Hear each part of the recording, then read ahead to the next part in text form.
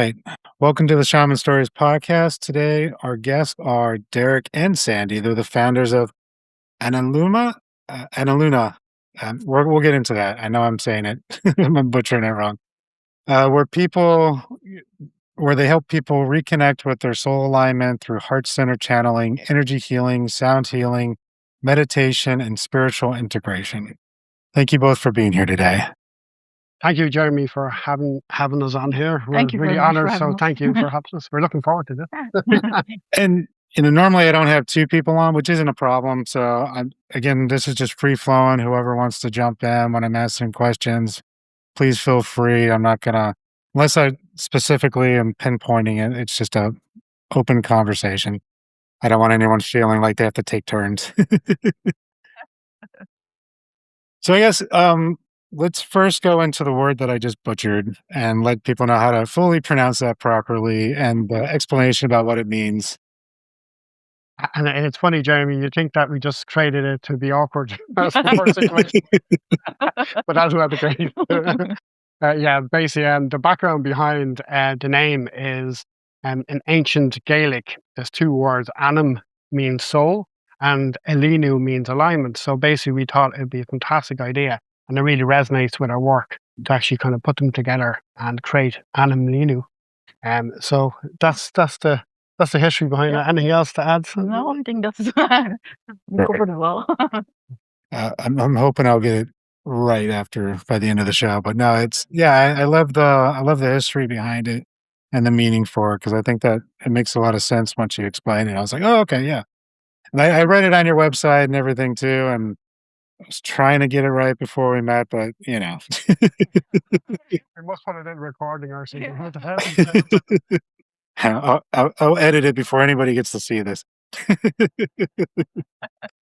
So why don't we start with how you got to this point? Because the big part about this podcast is just showing people what other people's journeys are like. Because a lot of people, they would come to me, for example, like, I don't know what to do with my life. What's my life purpose? Am I supposed to be a healer? Am I supposed to be this? Am I supposed to be that? And the answer I always gave them was like, I don't know. It kind of depends. It's really going to be unique for you. Like your purpose in life could just be to be a good parent, and there's nothing wrong with that. Your purpose in life could be talking to others and learning about them. It could be about healing others. It could be so many different things, and there's no right or wrong way to do it. And so what got you both into this work? Like, did you grow up with anything like this? Did you have this as a day to day? Was it like all of a sudden your life is falling apart and you had to make a change? That's usually the common theme, but Yeah, it's very interesting. Just something resonated before I dive in. Maybe I'll start with my kind of journey. But before I dive into that journey, what you said really resonated. Like, people asking that question, and really, if you were to examine all those roles that you just mentioned, the common thread is almost to be of service to people. Yep. Or something. Yeah. So anyway, I just thought that just resonated and jumped out at me there. Okay, so to answer your question, so my journey. So basically, many moons ago, I worked in the land of corporate fun and large organizations. And one of those roles, I was a very stressed out, very busy senior project manager. So lots of responsibilities, lots of pressure, lots of deadlines to adhere to, as you can imagine. And one day I was coming home on the commute, which was probably around an hour's journey on the train from the city back home. And basically I was on the train, standing up. Next thing, everything went black. And I dropped to the ground. And all I remember, apart from everything going black, was just kind of hearing voices, like, the people kind of huddled around me, then waking up and, realizing that I essentially collapsed from burnout. So as you can imagine, the universe has given me a good old tap on the shoulder, as we say locally here. And basically it gave me an opportunity to actually reflect, like, what is my life about? Is this work giving me purpose? Is it fulfilling me, and so forth? So you can imagine after that, I needed some time to recover. So I took some time to travel.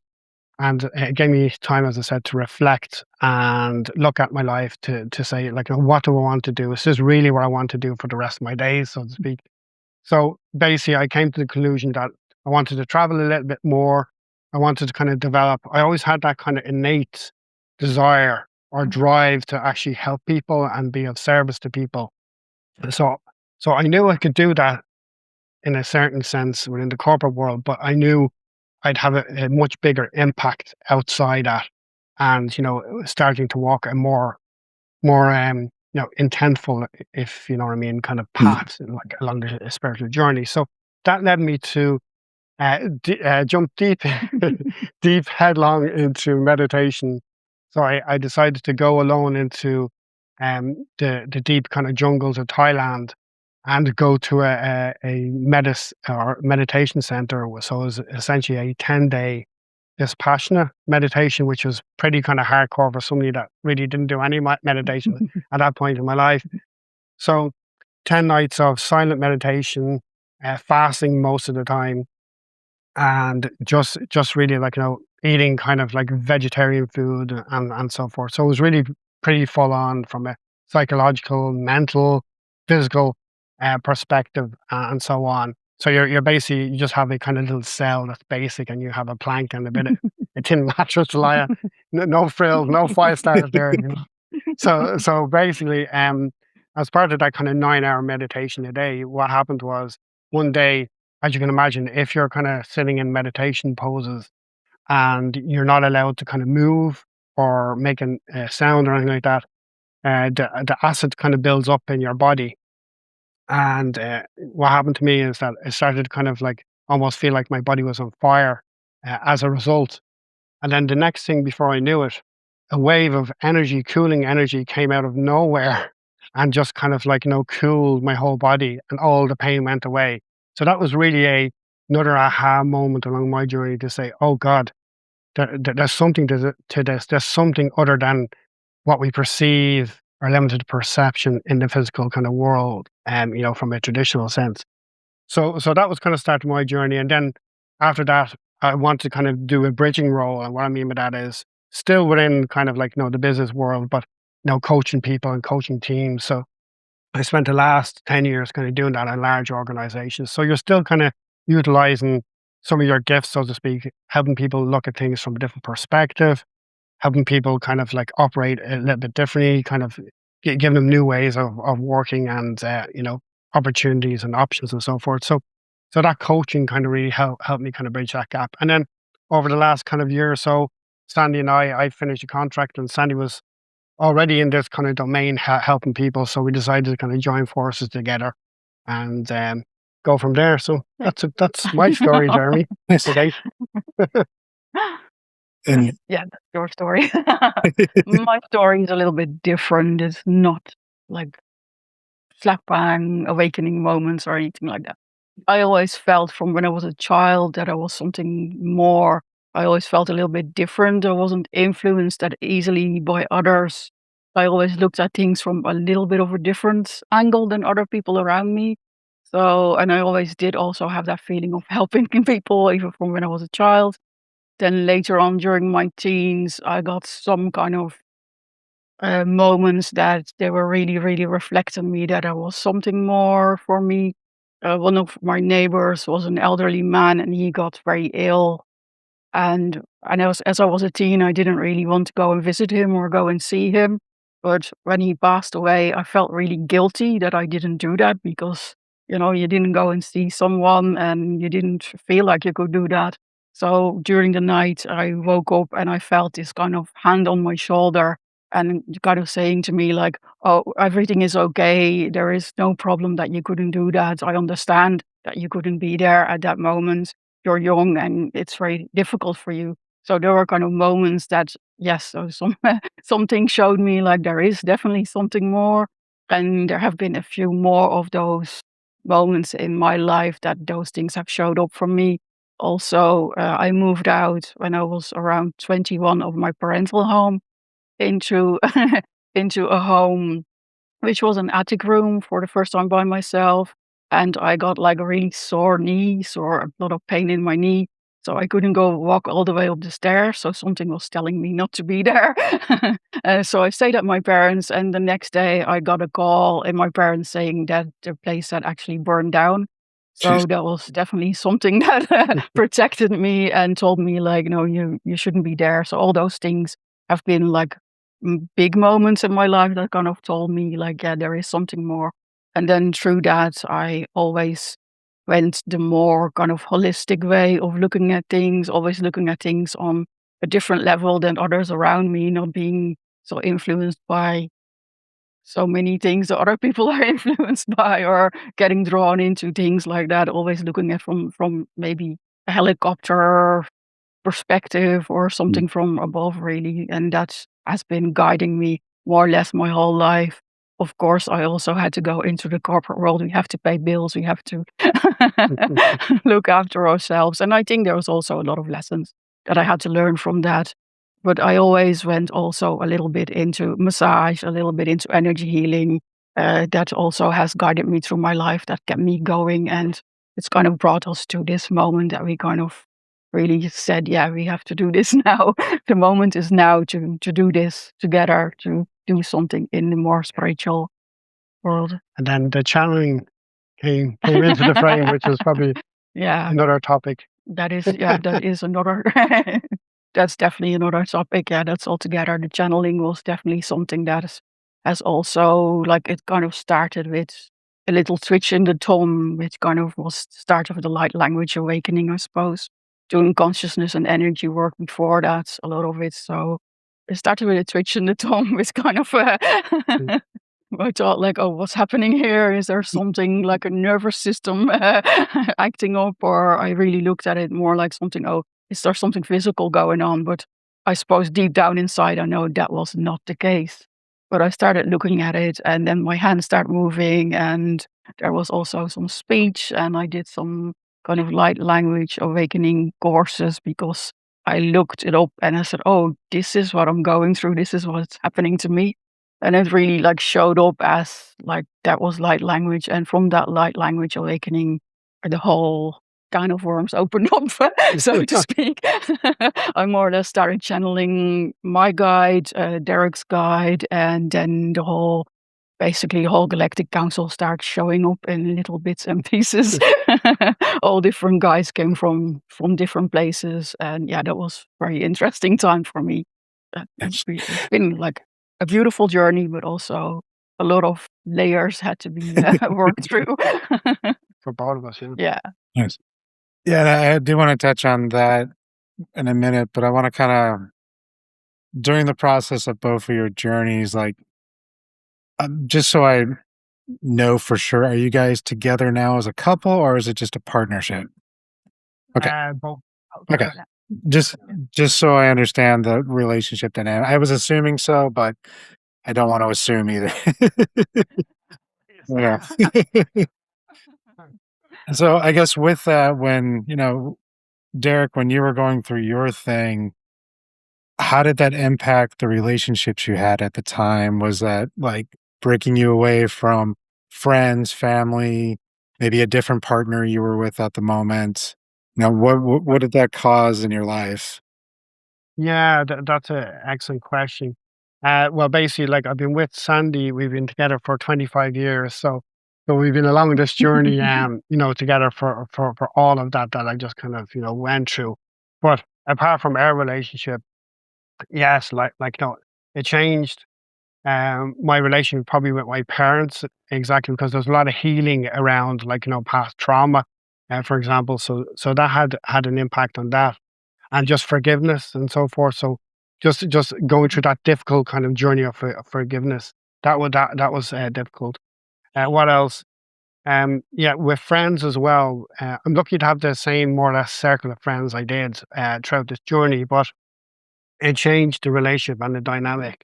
Like I've always kind of been drawn to kind of be in service to people. And to give you a tangible example, a lot of my friends, some of them, for example, you might see them going through some tough situations and so forth. So you might kind of give them a new perspective, or be a reflective mirror, for example, for them, and give them an opportunity to maybe consider new options or new ways of doing things. So historically, before really the spiritual journey really kicked in earnest, I would kind of have multiple reoccurring kind of conversations with them, and I'd come away, feeling frustrated that like no, they haven't accepted my suggestion Yep. from an egotistical kind of way as well, to be honest. And I'd feel frustrated, so that would generate kind of frustration. But what I've learned with the help of the guides and as part of that journey, the relationships change where I would actually honor their spiritual journey. They're here to kind of explore and discover new things about themselves, and they mightn't get all that done in one incarnation, for example. So really honoring their journey, honoring their free will to actually kind of either stay in the loops, stay in the patterns that they have, or change. So if they decide to stay in those patterns, just kind of send them love and just kind of accept it. And that was a big part of because one of the biggest kind of emotions that came through in that dynamic was just frustration. Mhm. Just Yeah. like why can't you see this? Why can't you? If you just do this one thing, your Yeah. life will be so much different. And I'm sure you can probably resonate, and a lot of people can resonate with that type of thing.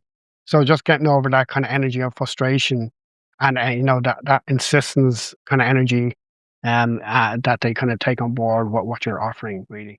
Yeah. So that's how it changed for me, Jeremy.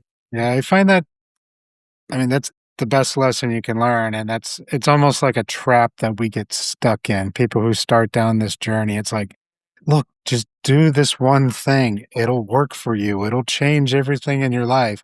But that might not be true, right? Because just because it worked for you doesn't mean it's going to work for them. And that's really where this podcast came from, was like shamanism was my key. That was my doorway into what I do now.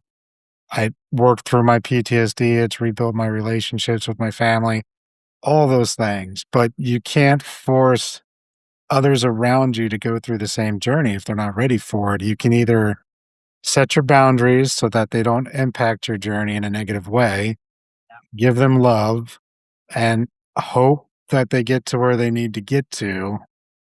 Sometimes that does mean cutting off those relationships, and it happens. And sometimes those relationships will come back, sometimes they won't. I see it all the time personally. I had a client that I like to use as an example. He was like, I don't want to get divorced by my wife. I don't want her to leave me.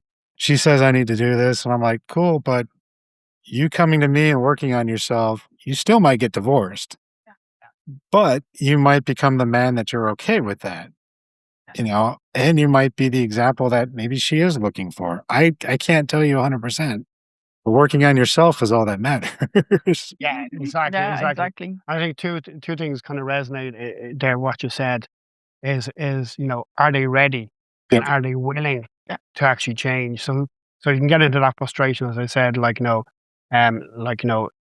and try to help somebody, but you can't help them until they're actually ready. And then the other thing that resonated what you said is it's not one size fits all. No. Everybody's paths and the journey and the milestones towards that and the methods they use to get there is completely different. So honoring that is very important. What about you, Yeah, I Susan? think that is the most important thing, is that we honor their journeys as well, and that's why I think there is so many different ways that you can get there, Yep. that it is not like saying like, okay, I found this magic magic now and it worked for me, but it's definitely not going to be for somebody else. Yep. And I think that's why it's very important that they feel it also when they do something, that it does resonate with them, and that does really guide them on their journey. All we can do is basically, for friends or families, plant some seeds, but what they do with it is up to Yep. them. No. Like maybe they'll follow it, maybe they won't. Exactly. Yeah. I mean, so what was it like with your family then, with what you went through, and starting to channel, and I guess at the time it's almost like hearing voices out of nowhere, not understanding what's going on. I mean, you had to feel like you're probably losing your mind a little bit. Sometimes, but I always felt that it was okay. Like I never felt like really like losing my mind when I was channeling. I think because I started seeing more people channeling as well, Mhm. and also being like from a young age, kind of seeing what a medium could do also.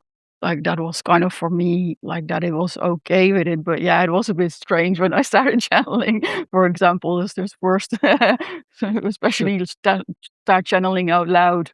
And there guys came through, was like saying hello, and then the response was just like, "What's happening here?" Yeah, But yeah, it was yeah. Derek can tell that better, I think. yeah. I suppose what's funny, Jeremy, about that story is that when Sandy started channeling, and typically she'd start channeling when we're in bed together. So next thing we're in bed together, about to kind of like go to sleep, for example, and next thing a different voice almost was coming out of Sandy, hello, and then I said, oh, what's this like? Is there another person in the bedroom or something? So it was quite comical really, wasn't it? Like at the start, Mhm. but yeah, like it kind of impacted your life a good bit in terms of like guiding your journey as well. The guides, did it? Yeah, of course, they have been telling me things which I thought, "Oh, I'm not gonna do this. This is never going to happen," like channeling for the public and channeling all doing that all kind of stuff or channeling Podcast. for, yeah, podcasts, things like that. Because you are at a stage, I think, as well, that you are prefer to just hide and Hmm. live in your own little world instead of stepping out and becoming that. But then you start feeling more and more comfortable with that, and if you're doing it for some friends or some people that you know that are interested in it and they are really saying, "Yeah, you should do this for for more people," then I think it's becoming more yeah, easier as well. And it is like it's still sometimes, of course, you want to hide, Mhm. but I think a lot of us do that anyway, and that's why we're doing it too, because we're not coming from that ego or from wanting to have that success. We're coming from a different place. Yeah, and that's important too. And I mean, this podcast, as far as I'm concerned, came as a download from Spirit. It was one of those, I had no intention whatsoever doing this. Like my first 10, 11 episodes, there was no video. It's like, I'm not putting myself on camera. I'm not doing this. But it was one of those, this is the podcast name. This is the logo. This is what you're going to talk about. And here's your first 6 or 7 guests. And I'm like, no, I'm not doing that. This is the logo. This is the podcast. And then I wrote down the names and I reached out to every single one and they're like, "Yeah, I'd love to come on." I'm like, "Okay, I guess we're doing this and then we'll see where it goes." And then now it's been like 2 years. It's like, all right, now it's a normal thing. Yeah. But And I think that is the acid test. Actually, that's a wonderful kind of story. I think that's the acid test, and people kind of like the skeptical, which is healthy, Mm. and people coming with a skeptical kind of mindset, even to the events that we have.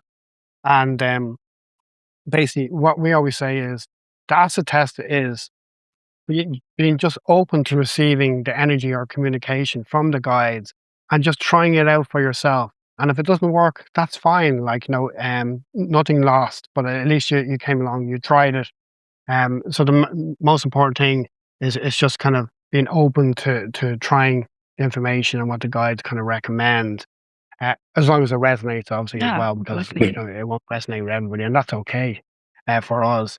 But that's the most important thing, isn't it, Sandy? Yeah, I think People. it's the most important thing, just being open to receive and being there and yeah, really being there fully and like accepting that and not like it's okay if it doesn't resonate with you because maybe it was for somebody else that it resonated, or maybe it will resonate a year later.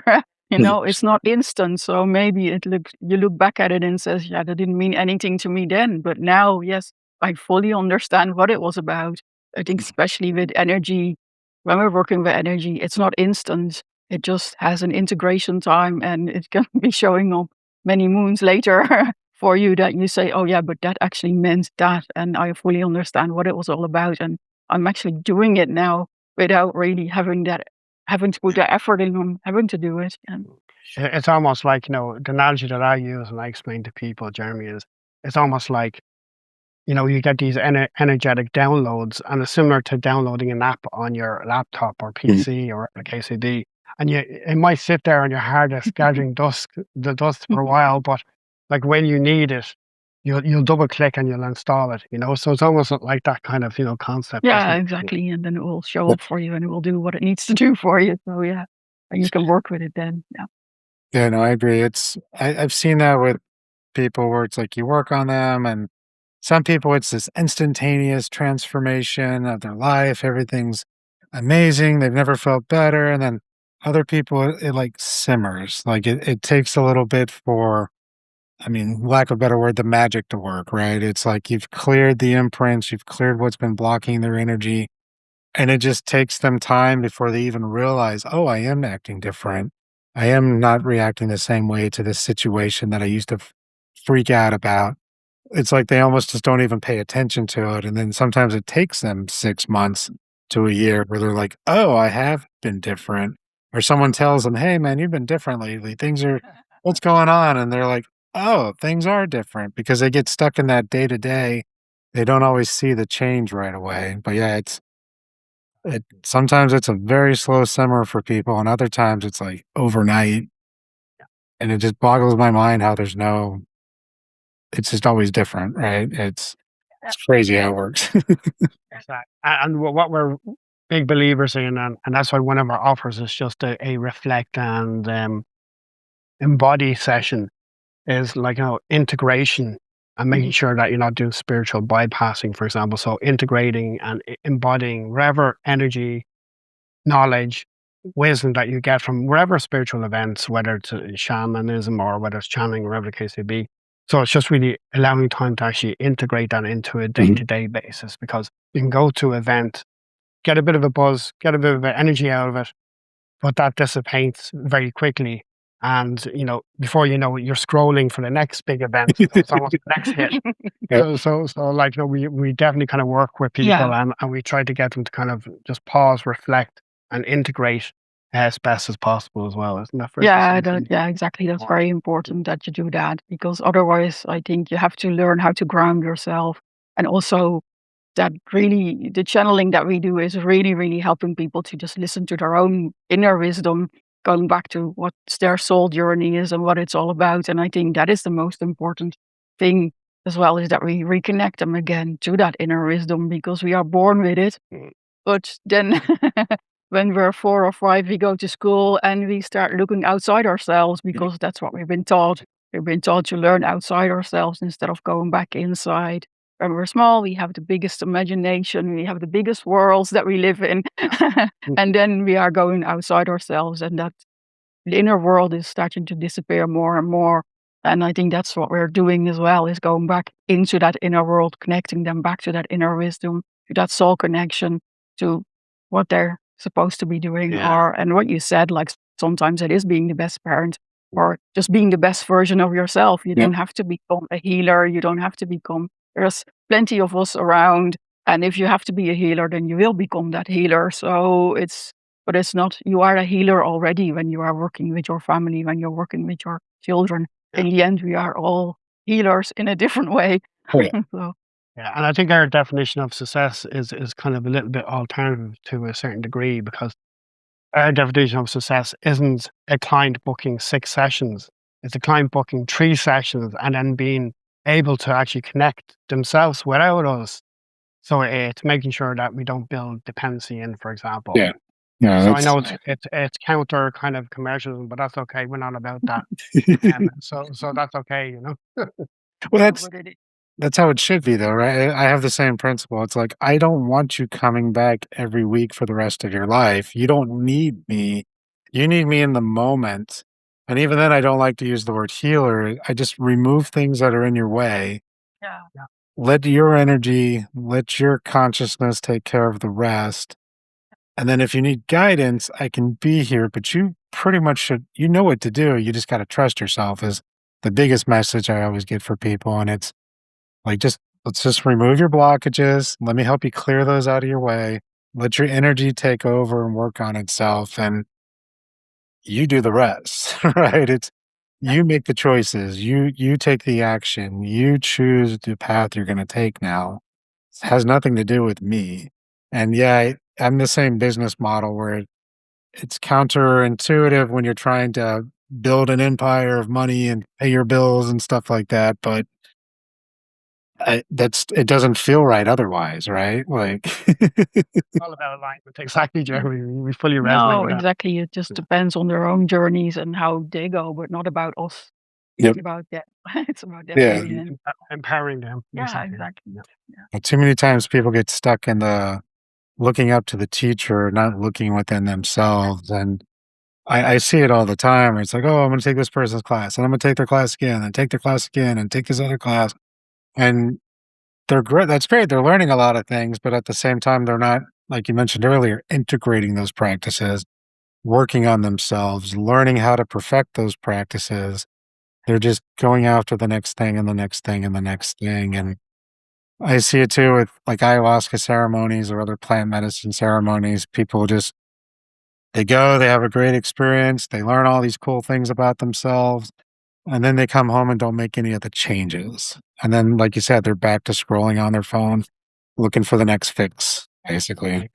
Exactly. Yeah. And that's where also grounding comes into the picture because some of those practices you just mentioned are quite intense or can be quite Yeah. intense for people if they're not prepared. So I think grounding and grounding beforehand and during and integration and support afterward is really key.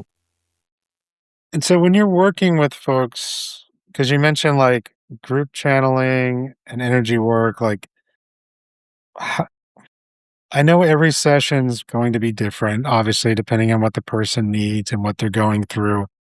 But what's kind of like the routine, I guess, for lack of a better word, of when you're working with someone one on one? Do you like kind of go straight to channeling their guides and seeing what they might say, or is that kind of a afterthought if you're not getting anywhere? Basically, when we start our channeling sessions, which is group channeling, basically any session, is that we will create some space first for them to receive whatever they're going to receive, downloads, wisdom, guidance, whatever is going to come through the guides, what they will receive. We always create this space within them. So we all start to let go of some things so that they create a space. Then we will go through, with the group sessions, we will go through some wisdom first from the guides that they want to share with the group. And then we have questions and answer sessions. And after that, we always ground people back in again. It's so important that we do ground them back in again and also let them sit with it, that they have that reflection moment and that they can really fully embody what they received. Even if it is unpacking later, but at least they, we know that they had that space to embody and sit with it for a little while.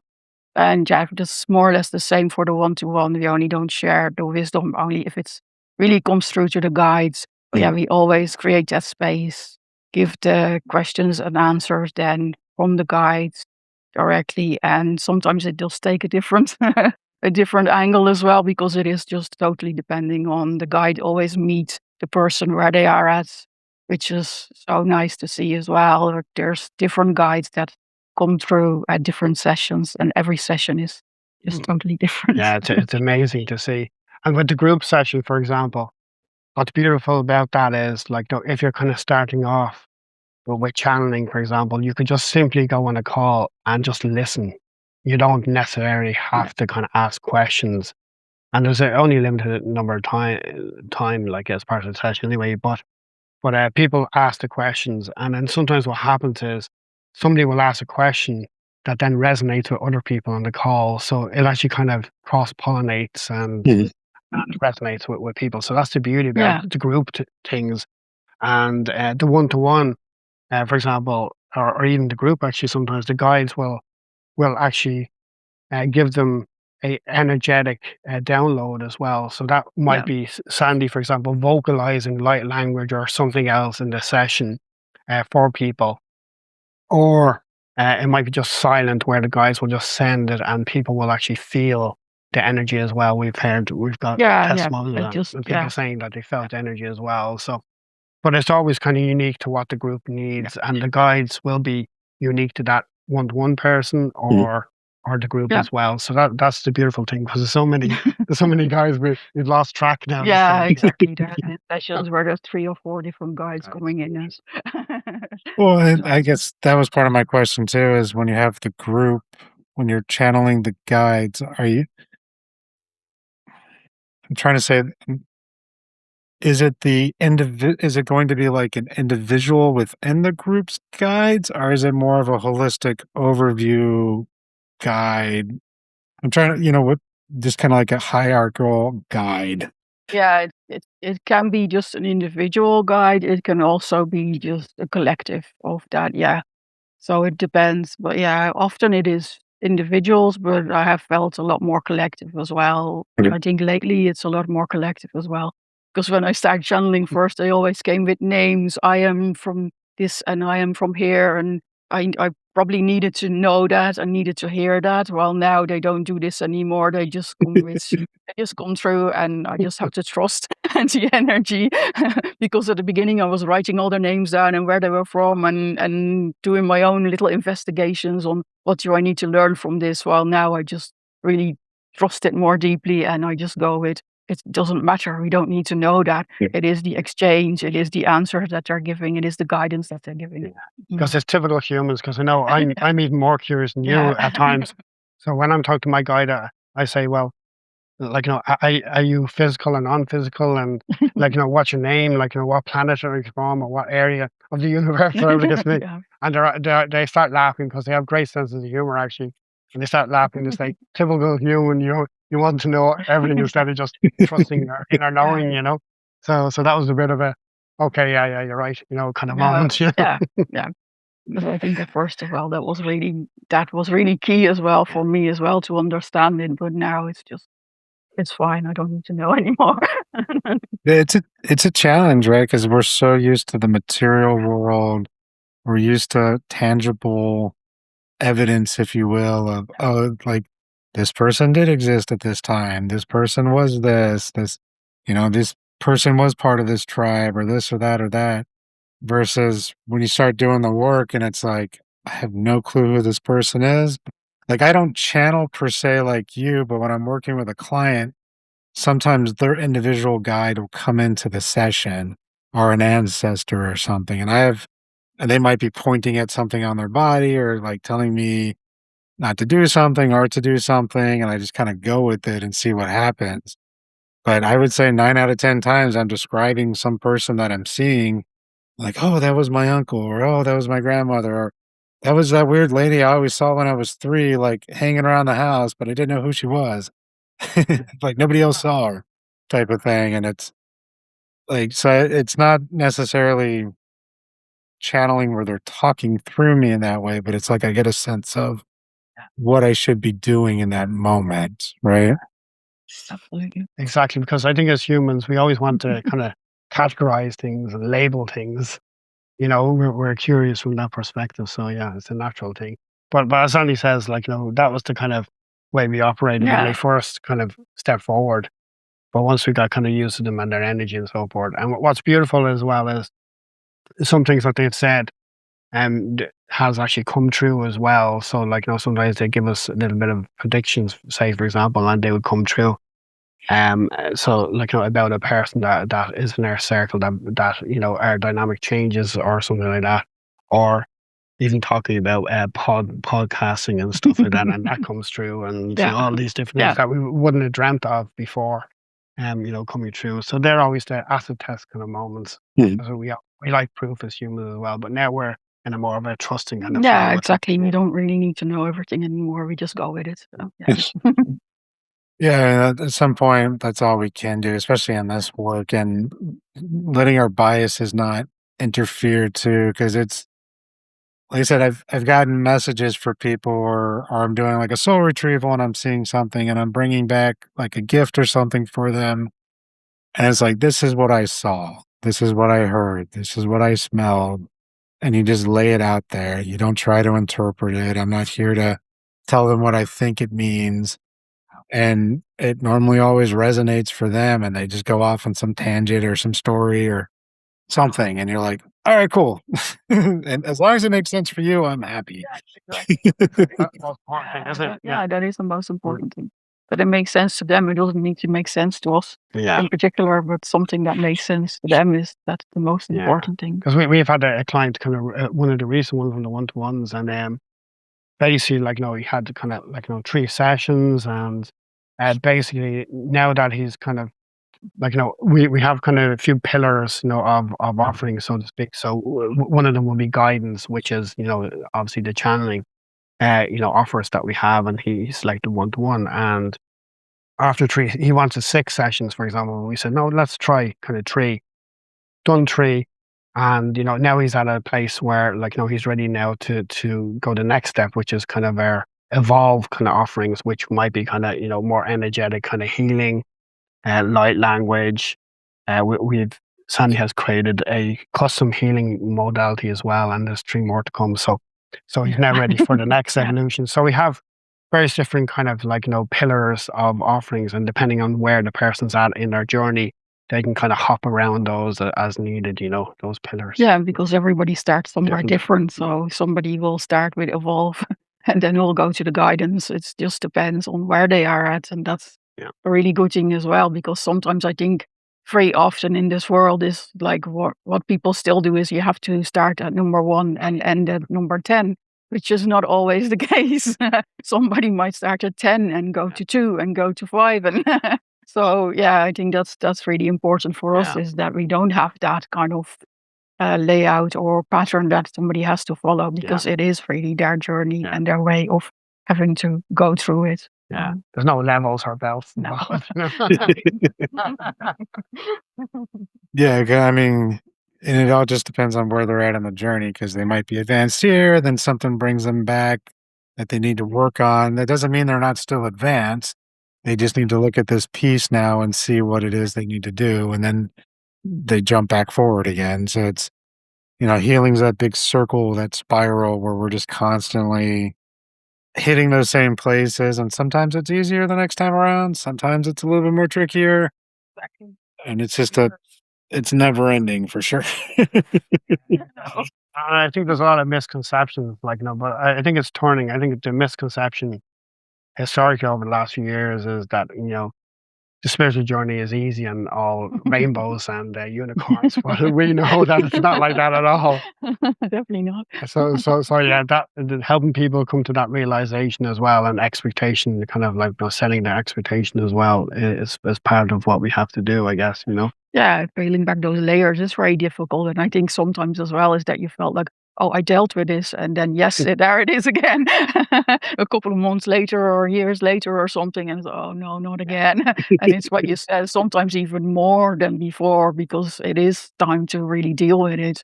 Or sometimes it just comes back and it is easier, and you can just say like, okay, here it is again. I'm just working on this and I'm letting it go then.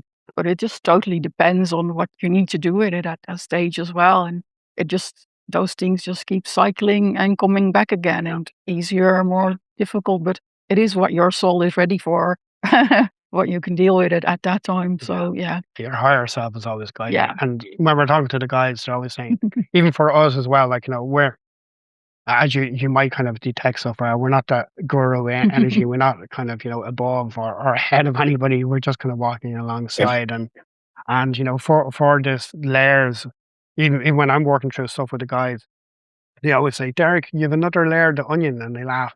You know, to peel off, so There's something else, or you can ask something as well about it. But yes, it's you have to deal a little bit more, or you have to do a little bit more work on this, or something will show up again. But I think it's that it's there, and I think with grounding, with the little tools that you have, you can deal with it a little bit better, or learn to deal with it a little bit better. Doesn't mean that it's not going to be very, very tough, because sometimes you are seeing that back of it and you go like, oh no, I don't want to see it anymore. Like the two primary kind of activities that we find on people's journeys are twofold. One is grounding is always useful no matter where you are in your journey. I think that's almost a fundamental kind of discipline, if you like. And then apart from that is raising your vibration, releasing the layers, doing the healing. That's another constant as well along the journey. So it's almost those running parallel along the journey, along with other things, but they're almost the two primary kind of tracks of activity. So, the grounding is definitely the foundation of it all that you have to keep. just building the foundation first before you can start going up in the air with your and connecting to whatever you need to connect to. And it helps regulate the nervous system. It Oh, keeps everything more calm, which then allows the healing to take place a lot easier. At least I definitely find that too. Because, yeah, sometimes if I'm working on myself or clients, like the first thing I got to do is just get their nervous system in sync, get them grounded, get them in a place where they're actually more open and able to receive anything that's going to come. Because if you don't, they might just be sitting there twitching. They're just anxious and not knowing what's going on and moving around, and it's like they can't focus. Versus once they're grounded, they're in a whole different perspective. And sometimes that's all people need is to be grounded, and everything else goes away. Yeah, exactly. yeah. Because like if you think of like, especially all the, as I like to call it, all the chaotic energy in the world today, let's say, and we all know what's going on there. Um, like it's very fundamental to be able to kind of ground. And what we hear from clients is like, well, Sandy, Derek, this is all good, but we're so busy. There's so many family commitments. There's so many work commitments. There's so much going on in our life. How do we get time to ground as well? Like, I can't go out to a forest every day and walk along. So we help them kind of integrate into daily practices because, for example, we one of the suggested kind of methods would be most people take a shower or bath most days. So we just kind of get them to take when they step into the shower to have that intention of grounding and intention of purifying when the water washes over the body. So that's something where you don't have no excuses because you just simply build that muscle up of doing that when you shower every day. And that can be one example of grounding in practical terms within a busy schedule. Yeah, that can work. I usually have people do like box breathing, a couple minutes a day. They can do it while they're sitting at their desk. They can do it on the bus. You can do it while you're driving home if you want to. Like the more you do it, then you just get to that point where you just need to take a deep breath, and then the whole body just relaxes. So yeah, I'm a big proponent on that one as well. Or there's the imagine a cord coming out of your body deep into the earth, wrapping around the cord. There's that. I've done it with Reiki where I'll activate Reiki and just focus on giving it to the earth and connecting to the earth that way, or pulling up earth energy through my legs, like so many different methods. So It's many different ways. So like, many. and it doesn't take long. And most of them take like 5 to 10 seconds and you're like that. Exactly. And as I said, I worked in the beloved kind of corporate world for a while, and I used to do lots of kind of workshops, and I'd always have that natural kind of energy before it, whether it's nervous mixed with excitement because like it's a big complex workshop and you're getting ready to kind of like be the guide, so to speak, in that in the corporate world with people of all different levels. So you have that kind of energy. So what I used to do is go into the bathroom 5 minutes before, turn on the tap, cold water, put my hands underneath, and move from my mind into the sensations of the cold water on my body, and that would instantly kind of ground me as well. Yeah, So you go there's so back many into different things you you can go do. back into your body again, and that's Yeah. that's where we need to be because then we regulate our nervous Yeah. system back and we stop that kind of Yeah. little voice going around in our heads like how many miles an hour. And in the corporate world, like something like that is very discreet. You're not Yeah. you're not kind of trying to levitate before a workshop or something. No, I mean, I'm still in the corporate world. As for my full-time gig, but yeah, it's same thing. I work in IT. I'm basically project management with my supervisor role. I try to get it. And sometimes I'm just in a room and I see people like get nervous or twitching, and I just focus on sending them the energy they need just to ground and relax. And then the whole room just kind of shifts. And I'm like, okay, cool. Now let's get started. Yeah. Exactly. And I don't have to say anything, right? You don't have to sit there and go, okay, I'm going to realign your chakras. And now it's just focus on sending grounding energy to everybody. And you'll just see the room just kind of shift where it is. Exactly. Yep. It is something so beautiful when you can do that because it does help, even though they don't know what's happening really. But Yeah. they're all grounded, yeah, so And it wouldn't work unless they're open to it. And I'm not changing anything on their timeline. I'm not trying to fix anything. I'm just trying to ground the room so that everybody can participate fully into what we're doing for the day. I find that That's most. that's exactly what a healer does. There's a lot of it's a realization that even as a healer, you're not actually kind of healing anybody, but what you're doing is you're offering them an opportunity to match a certain energy signature.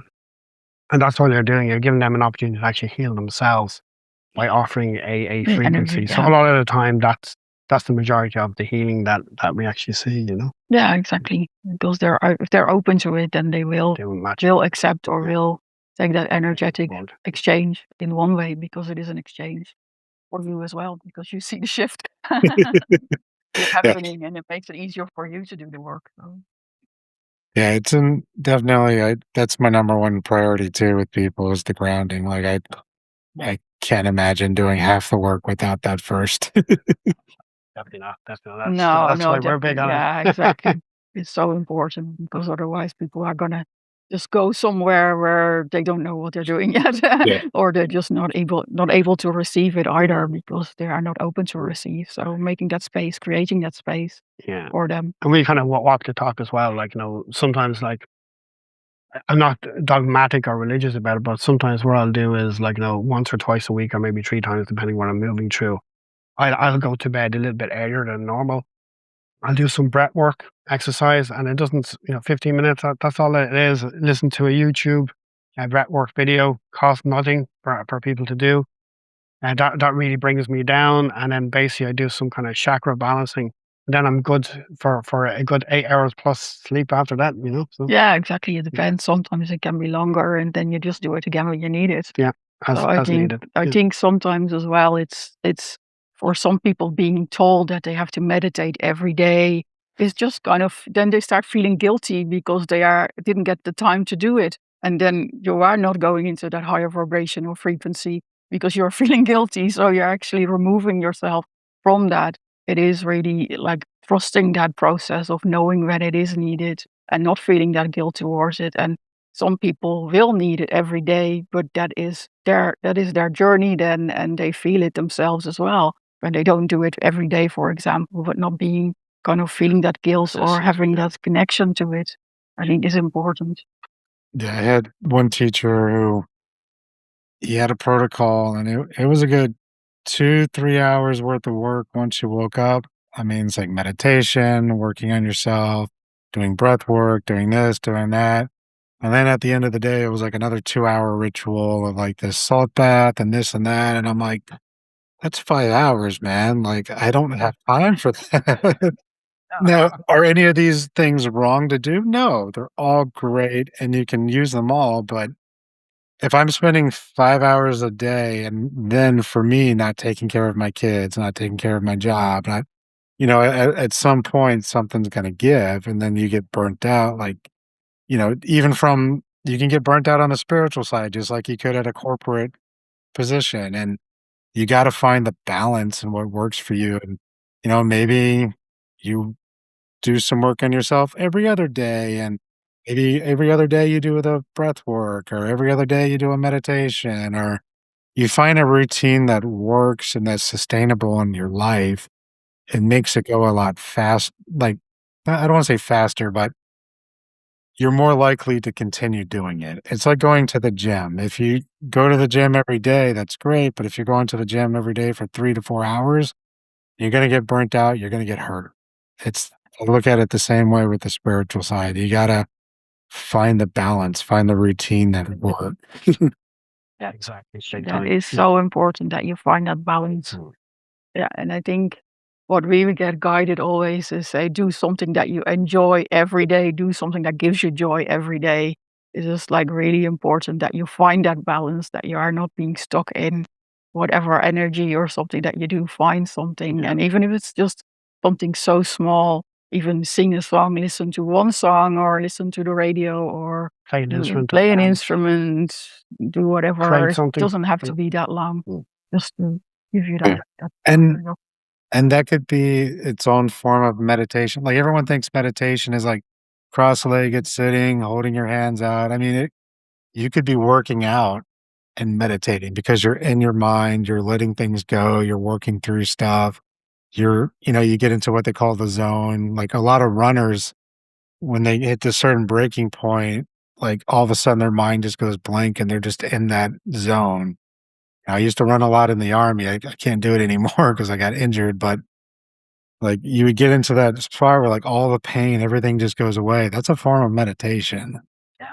You know, taking a shower or a bath can be a form of meditation. Obviously, no distractions, right? You're not listening to a podcast, you're not watching TV. You can have music on. I mean, there's no difference with that, I think, but finding what works for you, it doesn't always have to look the same for everyone, like we've been saying over and over. No. And a good indicator, a lot of people say, well, what would that be, Derek or Sandy? Like, so it's really like almost you can look back to like when you were younger, what brought you joy as a kid, for example, or for example, what activities do you do that you lose track of time because you're so in the zone, as you say.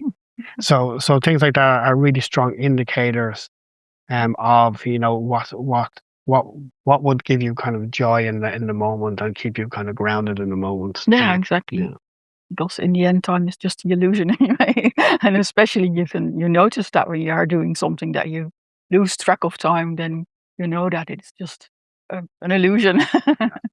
Because you feel like, oh, how much time has passed already? Or sometimes you feel like you're doing all this work and it's been like 10 minutes and you're like, Yeah, oh, what is happening? exactly. Missing So, time. yeah, Yeah. and you're missing time, or time is just like it feels like you've been doing something for hours and hours, and it's just so short. So yeah, it just feels like that you are, or you're getting more and more in your flow, Mhm. feeling more and more connected to that source or universe or whatever you want to call it. So I wanted to touch on, you guys mentioned like light language. So there's many different, I guess, versions of it. And I'm not trying to discount anybody's version of anything. I'm just curious what your version of light language is. Like, who are you? I guess if you're speaking it, are you speaking from a specific race, planetary planet, or is it just kind of like something that's coming through? I don't know if that even makes sense what I'm saying, but some people say like, oh, when I do light language, it's the Alturians or the Draconic or this or that. So I'm just curious what your lack of a better word again is version. I don't know a better way to say it than that. For me, it comes through as from loads of different angles. I channel light language and elementals. I do it in hand symbols, mudras. I also do sometimes movement with dance. Light language also comes through via symbols, just drawing. Mhm. But mostly when I really know the difference between them is when I channel the dragon energy, because that is one of the strongest energies that I can channel. And that is very, very clear. But otherwise, I am the same as with my channeling. I don't really need to know what it is or what it does for me as such. I know there is the elementals, there is also the Arcturians, there is so many different forms of light language that come through. I just speak it if it's the language that I need to speak. And I just go with it and feel like, oh, this is what it's doing, or this is what it's needed to be doing for me. When I do chakra light language, I just channel it that is specifically doing work on the chakras. But Okay. where it comes from and who it is, uh, for me, it's not really important. I think for others, they will be saying, yes, oh, this was this and this and this, Yeah. what you channeled. That's fine. But I let go of that feeling of needing to know. I just know what it is doing, or that it will be for everybody's highest good. Again, the same thing. But with the dragons, I do clearly know. And, and you know as well, Derek, when Yeah. it is a dragon because it's so Funny. strong. Yeah, it's funny because I can start Yeah. to detect what type of energy is coming through Sandy, like those, and definitely with dragon because it has that air elemental kind of energy, Yeah. and you express by actually blowing, which is quite kind of unique as well. It'd be a kind of huff and a puff like a dragon almost, and blow, and it's quite powerful because it actually removes a lot of stagnant Yeah. kind of energy and layers as well. So it's very powerful from a healing perspective. Yeah, it is very strong. I find it very strong as well, even for myself. When there's something stuck, then most most of the time the dragon will come at some stage. When I'm staying stuck in some energy for too long, then the dragon will just come through and say, okay, this is it. Now it's time to move this energy. from you. So you worked on it long enough. Like, let's help you with that. So I think that's that. And then I think it depends as well. If I'm outside, it's probably more elemental energy that will come through. I think when I'm inside, I think it's more multidimensional multidimensional language, but that just depends. I think outside it's a lot of, a lot of elemental. Because that's interesting with the dragon piece. It seems to dragons seem to be coming up a lot. TV shows, House of the Dragon, Game of Thrones. But then there's a lot of people like meeting dragons now or channeling dragons. There was one guy I talked to where he was talking about how the grid lines were bad on the earth or they're getting corrupted. Some of them were. And he was basically on a mission to kind of reinstall new grid lines. And they're basically looking like a dragon, bringing the dragon energy into the earth. I don't know if you know anything more about that or. I do a lot of grid work as well. That's kind of separate from what we offer, but Side quest. side quest. Feels like I'm in a video game sometimes. But yeah, that's the side quest that we work with as well. Is that we've been called to do a lot of grid work. We're working as we are in Ireland. We have so many beautiful portal stones here and portals. So yeah, normally we've been told to do some grid work or open them, close them again, bring them into safety. So that's a lot of work that at the side I'm doing as well. So that's like I think is really beautiful for me to that's do as good, well yeah. because it's really connecting me to that beautiful energy which this land is holding for me. And obviously that's why I'm here. That's why I'm in this country. That I have to do this kind of deeper work as well, working with the ley lines, working with the portal stones, protecting that there is no negative energy coming our way, open them for good things to come through, and then closing them again, which is what we've been told to do mainly. So yeah, I think that's just the side quest that That's actually that we're fun. working on. We actually enjoy doing that, and sometimes like Yeah. just casual kind of hikers will come along and look at the show, so to speak. What are you doing? Well, yeah, that was my follow-up, I guess, too, is like, do you have to physically go there to work on them? Or are you able to do it more remotely? And Yeah, I guess, it is. how do you work with them? Like, can someone else learn how to work with grid lines and all that stuff? Or is it just something that just you get told what to do?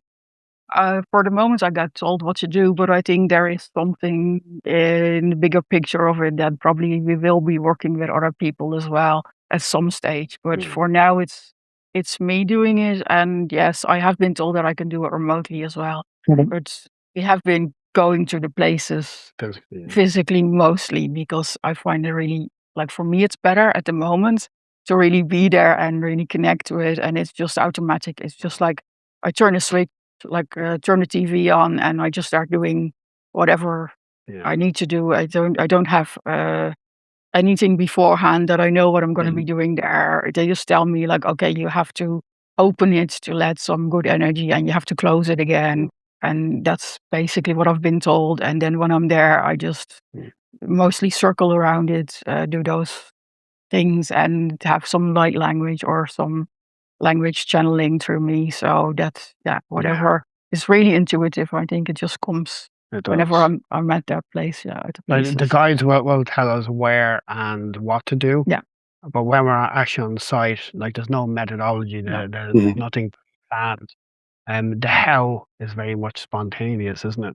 Yeah, the how is very spontaneous, and it is like when you are with me, I know I have to protect you and put you into a little grid, into a little protective grid. And there have been some other people that have joined us as well, which I have been told like I have to put them into the grid, and then once during the session I have been told yes, you can step outside the grid now and touch, for example, the stones, the portal stones, or anything, and give them some information or whatever has to come through for them, and then protect them again. Or but that's like it's just automatic. There's no I don't really have a written No, agenda or anything. It just comes through so automatic. Yeah, it's quite interesting to watch that unfold, actually. Yeah. I find it interesting. Well, I found it interesting myself when it happened the first time because we were told to go there the first time, and it's like I don't know what I'm doing here, but this is this is where I have to go. And then once I stand there, it just starts to flow and starts to happen. So yeah. And also like when the people are there, I just have to you can step outside now. Can I? Yes, you can now, or you can touch the stone or whatever you need to do or feel that you need to do, and then step back in. So yeah.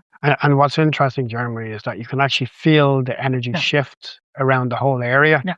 But after Sandy does her thing, Yeah. isn't that right? Yeah, there is a big shift in The energy goes is softer. so almost. much softer and so much more gentle. Yeah. Have you ever sensed like anything trying to stop you or attack you guys? Because you mentioned putting everyone in the grid for protection.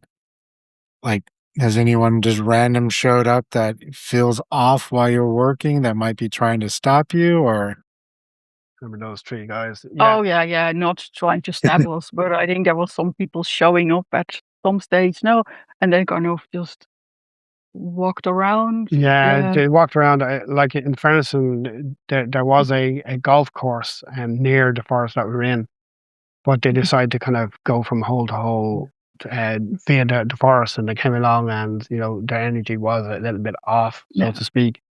And then we actually talked to our council, our guides, and the guide mentioned that they had reptilian influence. So I thought that was kind of interesting. Wasn't something I expected, but I knew there was something off with them. I couldn't quite tell. Yeah.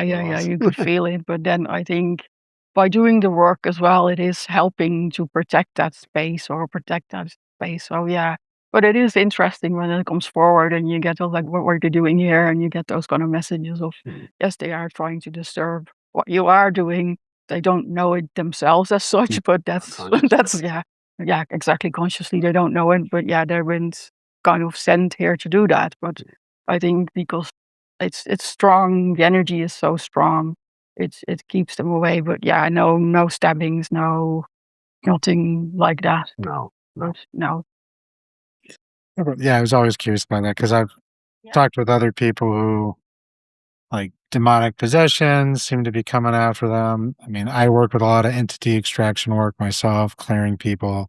I've never had anything completely take over the person. Like I've had some really interesting moments, but nothing in that way where I felt like I was in danger. It was one of those like after we're done, double check myself, my space, make sure everything's clean before I move on and do anything else. But I've heard stories about, when sometimes people are working on the bigger picture, like the grid lines and the energies of the earth and stuff, other things or other people might come in and, like you mentioned, they don't really know why they're there. They just know they're curious, but that curiosity is more like a disruption or a way of stopping you from doing it.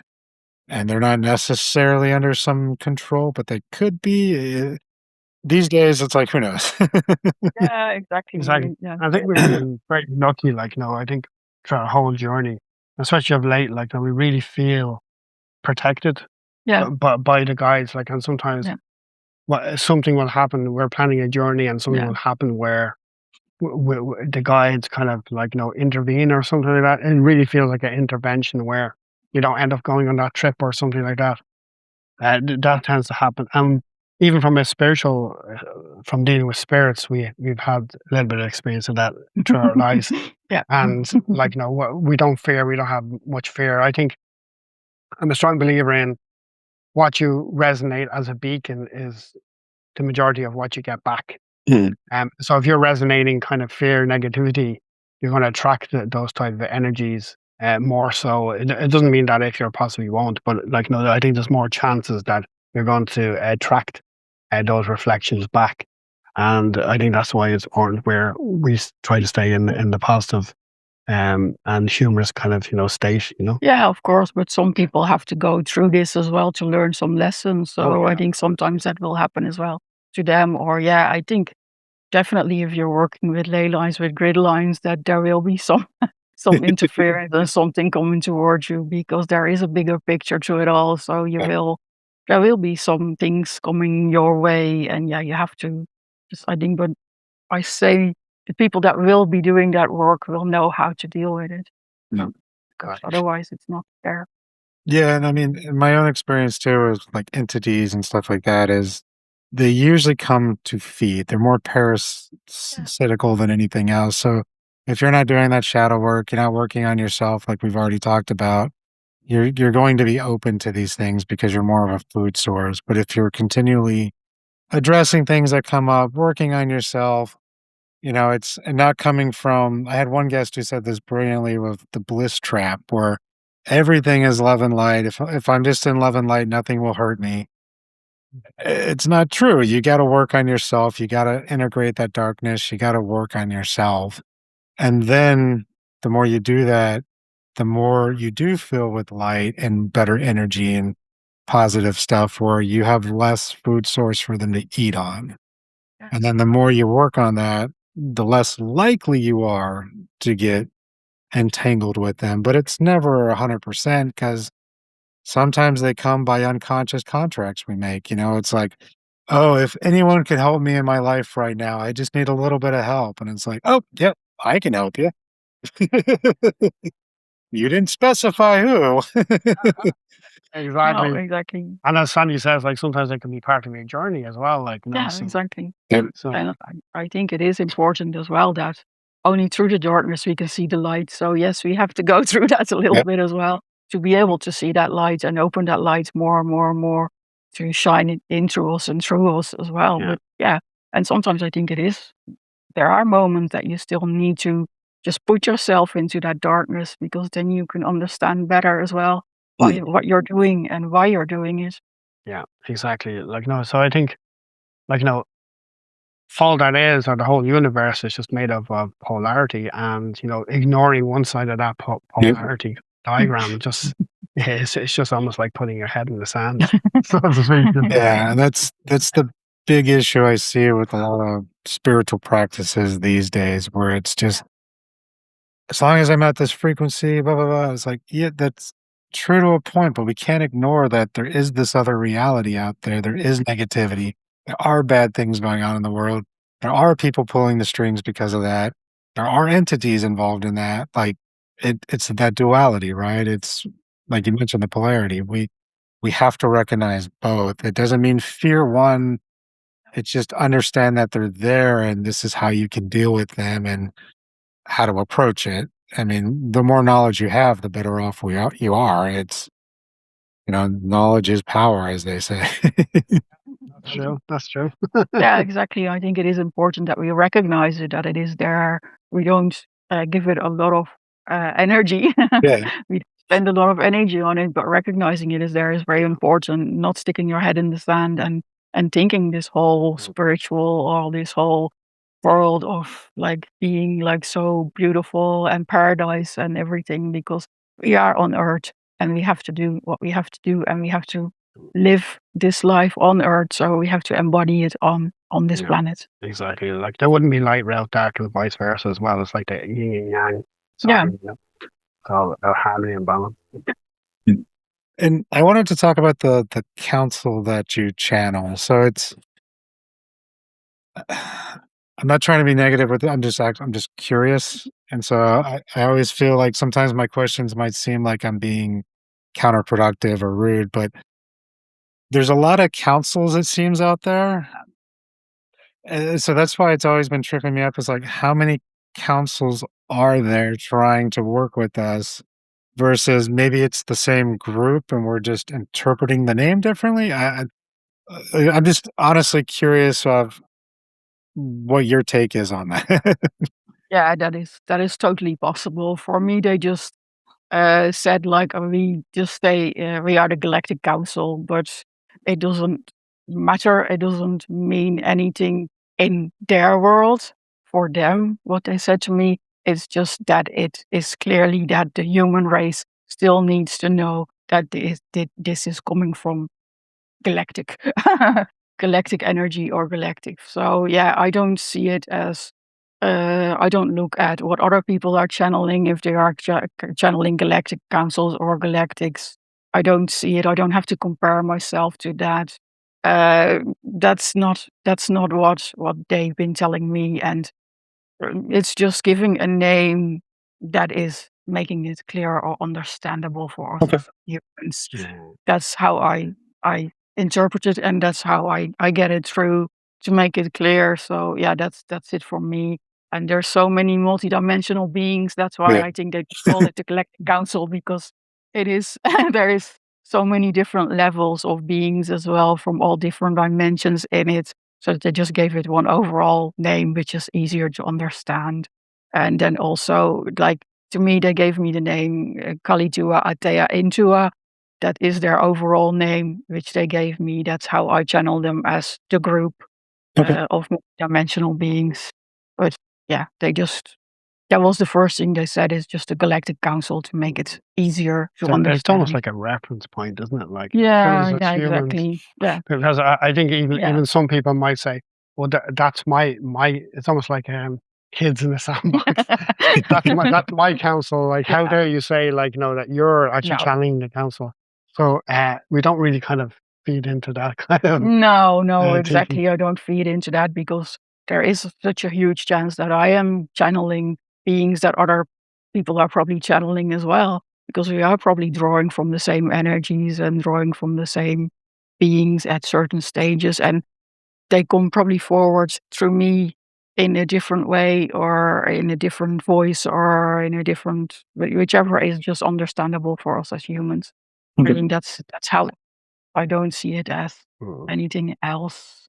Like, I've been asked for us when we channel, like, it comes through to our guys, and they call them the elders. So that's another thing, that just for us to understand that that is the Galactic Council that we channel for other people, and that the elders are our group of multidimensional beings For ourselves. that we channel for ourselves, to provide wisdom for ourselves. And I think that is with a lot of the channelers. They have this group that they use for people outside, and then there is for themselves the others that they channel. I've heard that from a lot of other channelers, but that is only by listening to other channelers. I didn't know that before as well. So for me, it's really like been like a journey of learning and exploring, but really trusting the process in itself and giving it a name. Yes, because as humans, we want a name. Yeah. Yeah. Well, and that's totally fair too. That's why I was trying to find the best way to not sound condescending, because I'm just really curious, because I talked to a guy, Dean Graves. He channels the Altarians. He was trained with the people who did the Law of One with Raw. Then another person channels like the Lyrans, and then another person. At some point, it's like I get confused on who is who, and I guess it doesn't ultimately matter, like you say. It really doesn't. It seems like the message is almost always the same. Yeah. It's just really some of it's a little different, where it's like, oh, there's the new Earth coming, and we're going to separate, and those who are ready to move on are going to move on. Some who aren't, but then it's like, is that really mean that, versus just more of a frequency position on us? We're still on the same planet. We're still seeing each other. Some of us are just ready to take a different path once we move on. Doesn't mean the Earth is going to break in half and become two twin. I don't know. Maybe it does. I mean, that's possible too. Like, I have no clue. I think if you're to even zoom out from the Galactic Council, if you're to zoom out and keep on zooming out, all you're really talking about, I suppose, at the end of the day, is it's just fragments and group of consciousness belonging to all that is, or Yeah. source. That's at the end of the day, that's really all it is. Yeah, I think as well. And that's why at the beginning as well, I was the same. I wanted to know as well, what is this? What is it? And where is it coming from? And how do I like start listening to some channelers, not too many, because I want to be as authentic in Yeah. myself with my messages, and that it doesn't come from anywhere else, or that I know that later on I listen to a channeler and say, oh yeah, that is exactly what you said. It is all in the end, it is the same message that we are receiving in just different ways. And You just go with what resonates with you, and I don't really have to know if it was a Lyran or if it was an Arcturian or if it was Bladian. I think it is. They're all here to help us on this journey, to guide us on this journey, to make us more conscious, really, of everything, and really build that trust within ourselves. And if you were to look at it objectively as well, like, for people that might be listening to either this kind of transmission or anything else, is really, Sandy kind of hit the nail on the head. It's just making sure that something resonates. Yeah. Don't blindly believe or follow anything. Just use your internal kind of knowing and your internal kind of, register to kind of understand whether it's something that resonates with you first and foremost. And then also, if you do kind of look at multiple channels that provide this information, just look for the common threads between them. They'll all kind of, use slightly different nomenclature and slightly different language to explain things, but that's just the filters within each channel, filtering the information slightly different based upon their belief system, their ego system, and all that kind of good stuff. So, but the essence of the information and the threads, look for where that message or that information, that energy is being repeated in multiple sources. So it's almost like a cross check or validation. So that's what I'd recommend to people, like, when they're coming across anyone. Yeah, I think it's the most important is what resonates with you. You can just, for some people, it might be just really one channel that you follow and it feels like that resonates with you. That is fine.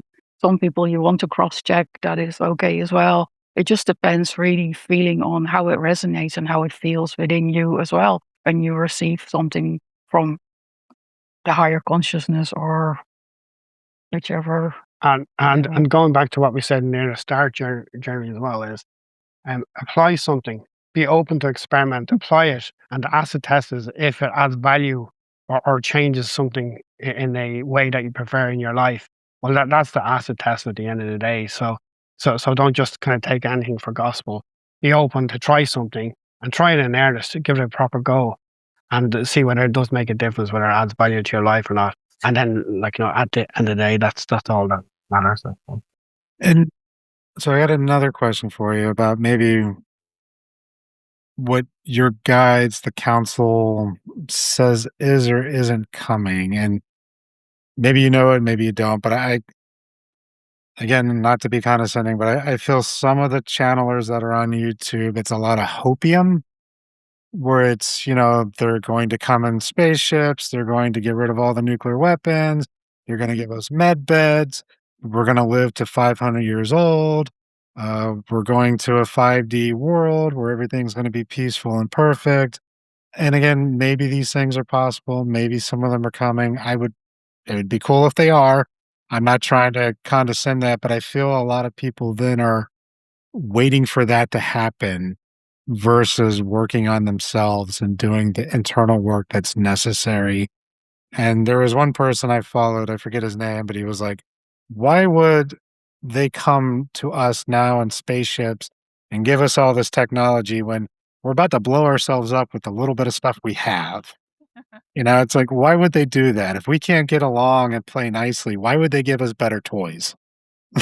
Like, Yeah, I think, my perspective, and Sandy, you add to it as well, like your own perspective. But my perspective is, it's almost a macrocosm of the microcosm. And what I mean by that statement is what you said, we each have to do our individual work.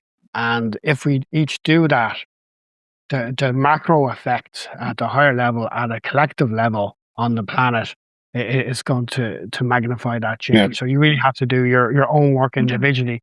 They're not coming here as saviors to save us. We have to do the work at the end of the day. We have to change our pillars of society. What I mean by that is how we work with healthcare, how we manage resources on the planet, how we manage financial exchanges, how we manage energy, and so forth. How we manage kind of the war agenda. There's so many pillars that we currently have that drive kind of profit. So we have to change ourselves. We have to change it. Like they might give us, it's almost like a healer. They might give us the opportunity and the knowledge to do so. And they'll drip feed it because they've done this countless times, no doubt.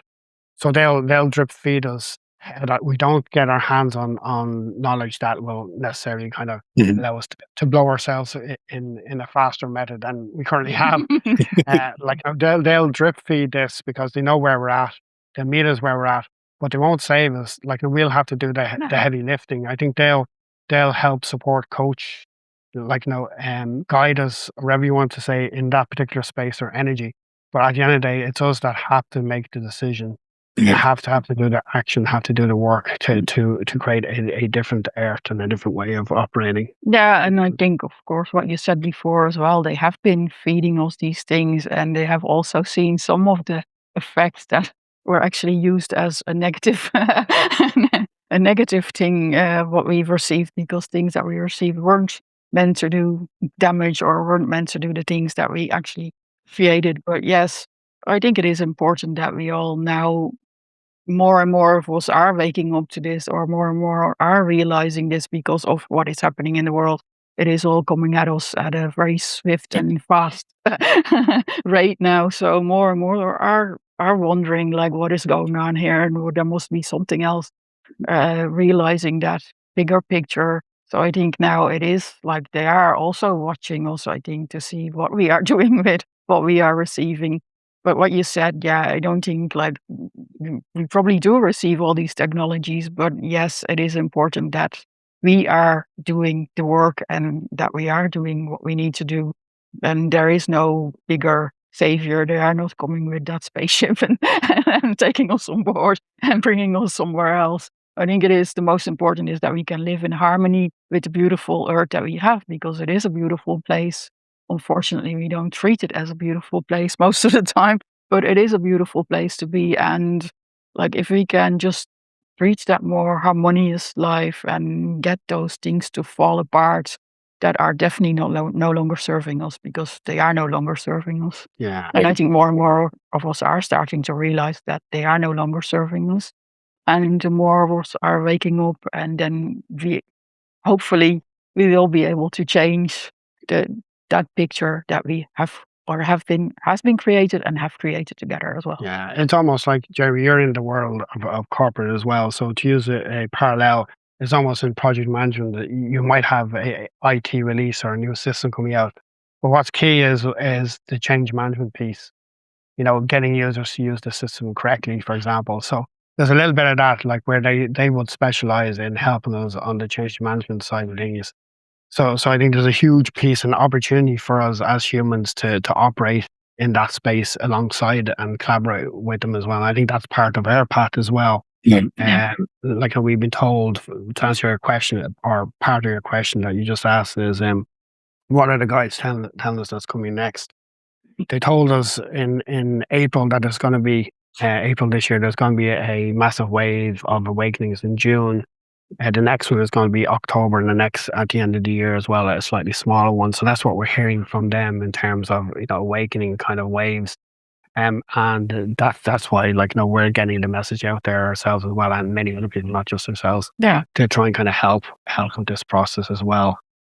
But yeah, it's going back to what we were saying earlier. It's about empowering people, they're going to respect their free will, and to make Yeah. the choice of whether to kind of make that change. So it's almost the micro to the macro. It's very similar kind of system that we're Yeah. talking about here, except on a larger scale, obviously. But yeah, it's very interesting times ahead. We're Yeah. definitely excited. Yeah, definitely. Yeah, I mean, we have prophecies talking about this time from 600 years ago. The astrology stuff is crazy right now. And it's really getting to the point where we're either going to say enough is enough and figure it out and work towards a better future, or it's going to be some cyberpunk reality that nobody wants to be in. I'm hoping for the first one myself, and we get to that point. And again, I do believe that they're helping us. I do believe there's a council. I do believe people like you are channeling them. It's just when it gets into that hopium of, oh, they're going to, 2027 is the year they're going to come down and give us everything we ever wanted. And last year it was 2026 they were going to come. And and a lot of that's YouTube clickbait stuff, and I get it, but it does a disservice, I think, to people versus saying, hey, there are our star brothers and sisters out there. There is a council, there is a federation. They are trying to help us. They are trying to give us information and to teach us to be better about ourselves. And yeah, there's probably another side of them that are trying to stop us, but you need to do the work on yourself in order to make this a better place. And if you start with yourself, everything will ripple out. That's shamanism 101 is like you work on yourself, you heal 7 generations behind, 7 generations ahead. And that doesn't even talk about the people you influence on each side of that.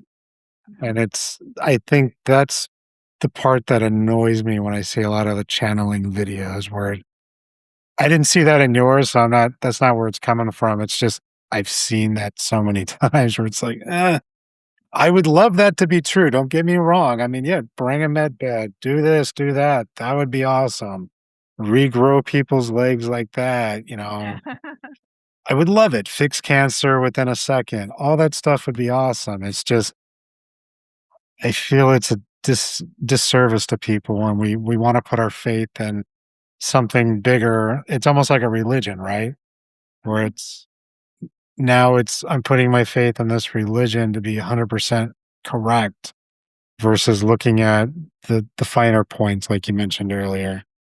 Yeah, you're handing over your power to something external, Yeah. which is never a healthy thing. Yeah. Yeah, that's exactly where I think the channeling for me and for us is really do connect to that inner wisdom, connect to that what you can trust for yourself and not having to look for the external all the time.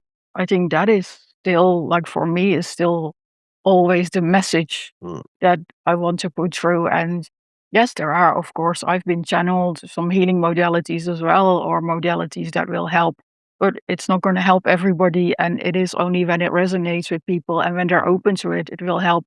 But I don't think there is one thing that will just fix all of us at the same time, or anything that sometimes, yeah, that sometimes does come across, or that is also with some things of, yeah, I can just heal you in that. That's not the case. Mm. I don't think, and that will never, I don't think that will, for me personally, from my perspective, I don't think that will ever be the case, because we do have to do the work ourselves. We all have those different layers. We went through different trauma, and it can be just as small as when you are a small child and you can't find your mother. That can be such a traumatic experience for someone or for a child. It can be all those small things that you have to heal later on in your life.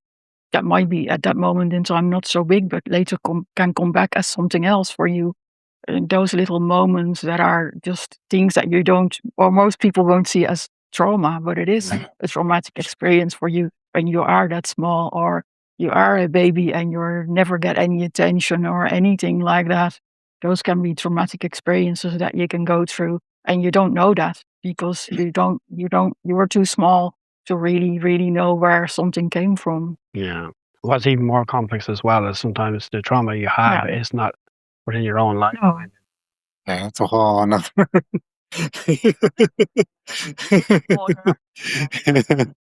A whole other world. And I think what's important now more than ever is to really look internally and find that kind of mechanism for discerning what the truth is and what resonates, because now you have technologies on the earth that we've produced that produce videos and things that are quite fake or can be fake, used in fake circumstances, and it's more important than ever, whether you're kind of looking at videos or listening to governments or whatever the case may be, to be able to discern what's actually genuine and what's not.